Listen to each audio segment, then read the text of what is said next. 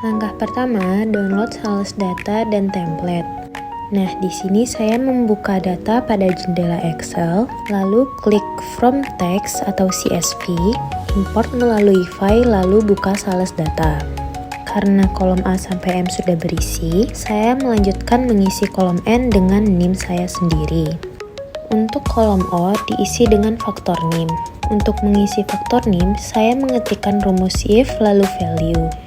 Lalu, right karena saya akan mengambil huruf yang ada di sebelah kanan. Saya mengambil 3 huruf lalu membaginya dengan 100. Dikarenakan angkanya hanya 0, saya mengetikkan ulang kalimat number yang ada di jendela home pada Excel. Untuk mengisi kolom P, yaitu sales amount, saya mengkalikan faktor NIM dengan performance score, yang dimana kolom E merupakan performance score, kolom O merupakan kolom faktor NIM. Nah, pada kolom Q diisi dengan kategori performance. Saya menggunakan rumus if bertingkat, yang dimana jika pada kolom P lebih dari 5.000, maka hasilnya adalah excellent.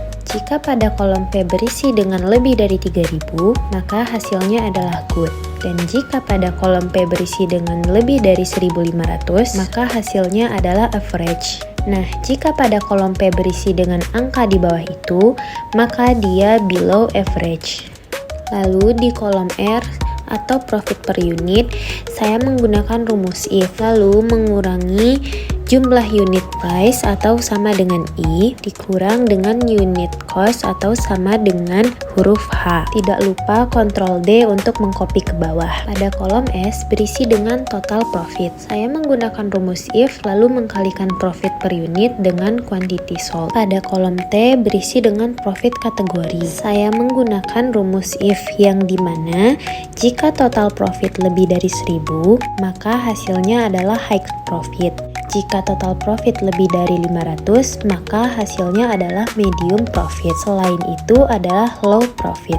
Lalu pada kolom U berisi dengan diskon kategori, yang dimana jika diskon lebih dari 15% atau 0,15, maka dia hasilnya adalah high diskon. Jika diskonnya lebih dari 5% atau 0,05, maka dia medium diskon. Dan jika diskon lebih dari 0, maka dia low diskon. Dan jika diskonnya sama dengan 0, maka dia no diskon. Pada kolom V berisi dengan sales priority. Jika pada kolom produk kategori berisi dengan elektronik dan quantity lebih dari 30 dan online, maka dia priority A. Dan jika pada kolom G berisi dengan furniture atau elektronik dan quantity lebih dari 20, maka dia merupakan priority B. Jika online atau quantity lebih dari 15, maka dia priority C. Jika berisi dengan selain itu, maka dia priority D.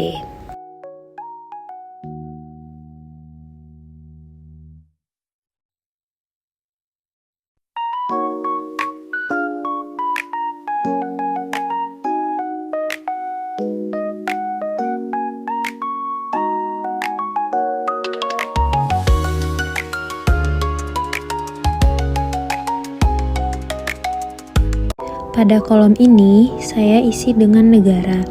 Di sini saya menggunakan rumus VLOOKUP. Ketik VLOOKUP, lalu klik 2 kali, lalu ketik left karena saya akan mengambil 2 huruf dari sebelah kiri.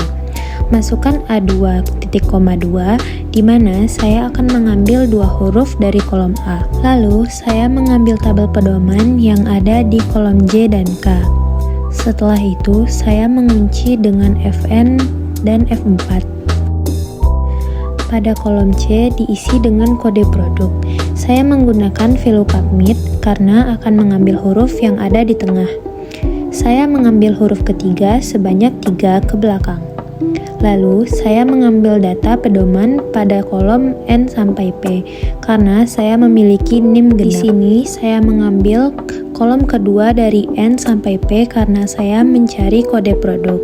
Lalu, saya mengunci kode dengan Fn F4. Pada kolom D, saya mengisi segmen menggunakan VLOOKUP right karena saya akan mengambil huruf di sebelah kanan sebanyak 1 huruf. Saya mengambil kode pada data J sampai K, lalu mengetikkan kolom kedua. Dan tidak lupa saya mengunci dengan Fn F4.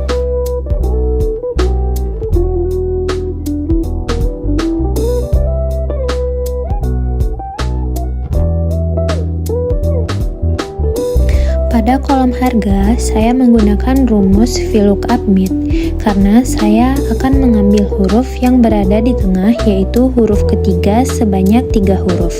Lalu, saya mengambil kode pedoman pada kolom N sampai P, yang berarti saya memiliki NIM genap. Saya mengambil kolom ketiga, yang dimana kolom tersebut merupakan kolom harga barang. Tidak lupa, saya mengunci dengan FN F4. Pada kolom penjualan, saya menggunakan rumus perkalian. Saya mengkalikan F2 dengan J2.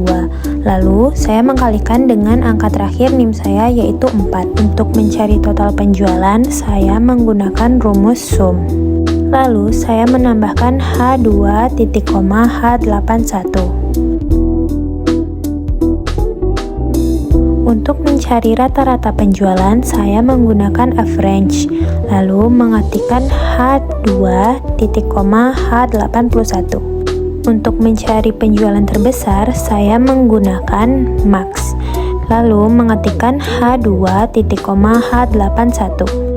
Lalu mencari penjualan terkecil menggunakan min, mengklik H2 titik koma H81.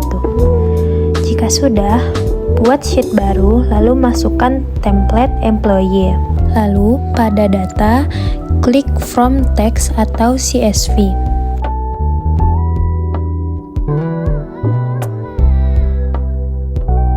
Import template employee ke sheet baru. Jika sudah, klik filter untuk memfilter semua kolom. Filter kolom departemen agar hanya memunculkan data research atau development. Filter kolom environment satisfaction agar hanya memunculkan data 1. Lalu filter kolom job satisfaction agar hanya memunculkan data 1. Salin data menggunakan Ctrl A lalu Ctrl C. Lalu buka sheet baru dengan judul R&D Low Satisfaction. Tempelkan data menggunakan Ctrl V. Buka kembali worksheet employee data, lalu checklist kembali semua filter yang sudah dibuat. Selanjutnya, filter kolom departemen agar hanya memunculkan data sales. Filter kolom job role agar hanya memunculkan data sales representatif. Filter kolom age agar hanya memunculkan umur kurang dari 30. Copy data yang berada di employee data, lalu tempelkan di worksheet baru. Buka worksheet baru, lalu beri judul On-Site Campus Fire Rep. Setelah itu, tempelkan data menggunakan Ctrl V. Saya memilih data dari Kaggle dan mengimportnya ke Excel. Lalu, untuk merapikan data, klik data pada jendela Excel, lalu text to column, klik koma, lalu next dan finish. Langkah selanjutnya adalah membuat pivot table. Saya memblok semua data menggunakan Ctrl A, lalu klik insert pada jendela Excel, lalu klik pivot table, buat sheet baru dan beri judul pivot table. Untuk tabel pertama, saya menggunakan tabel untuk menghitung total sales per kategori. Letakkan kategori di rows dan person amount di values. Untuk kolom total sales per location, masukkan location di rows, lalu person amount di values. Untuk kolom average rating per kategori, saya memasukkan kategori di rows, lalu review rating di values. Untuk kolom data total sales per payment, masukkan payment method di rows, lalu person amount di value. Langkah selanjutnya adalah membuat pivot chart. Nah, pada saat membuat pivot chart, saya memahami dan memiliki insight bisnis bahwa pakaian punya penjualan paling besar. Artinya, orang paling banyak membeli produk ini. Aksesoris juga cukup laku, jadi bisa dijadikan produk tambahan saat orang membeli pakaian. Sepatu dan jaket penjualannya kecil, mungkin karena kurang diminati atau harganya lebih tinggi. Total semua penjualan adalah 233,81 US dollar dan sebagian besar datang dari pakaian. Nah, untuk manajemen saya menyimpulkan untuk fokus pada penjualan pakaian dan aksesoris karena mereka adalah barang yang paling laku. Lalu, perbaiki strategi untuk sepatu dan jaket, misalnya dengan promo atau diskon. Atur stok barang, perbanyak stok, pakaian, dan aksesoris. Kurangi stok produk yang jarang laku. Dan bisa juga buat paket promo, misalnya beli pakaian dapat diskon aksesoris, seperti itu.